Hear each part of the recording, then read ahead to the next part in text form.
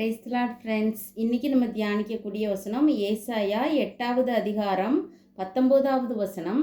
அவர்கள் உங்களை நோக்கி அஞ்சனம் பார்க்கிறவர்களிடத்திலும் முணுமுணென்று ஓதுகிற குறிகாரர் இடத்திலும் விசாரியுங்கள் என்று சொல்லும்போது ஜனங்கள் தன் தேவனிடத்தில் விசாரிக்க வேண்டியதல்லவோ, உயிருள்ளவர்களுக்காக செத்தவர்களிடத்தில் விசாரிக்கலாமோ? அம்மா ஃப்ரெண்ட்ஸ், நிறைய நேரத்தில் நம்ம நிறையா பேர் டெம்ட் ஆகிற ஒரு காரியம் இந்த ஜாதகம், இந்த குறி அப்படின்னு சொல்லிட்டு, இந்த மந்திரவாதம் அப்படின்னு சொல்லிட்டு போகிறது தான் ஃப்ரெண்ட்ஸு. உயிருள்ளவங்களுக்காக செத்தவங்கள்ட்ட போய் கேட்கலாமா அப்படின்னு இருக்குது ஃப்ரெண்ட்ஸு. ஆண்டவர்கிட்ட நம்மளோட எந்த காரியம்னாலும் ஆண்டவர்கிட்ட நம்ம கேட்டு அதுக்கப்புறம் நம்ம அதை செய்யணும் ஃப்ரெண்ட்ஸு.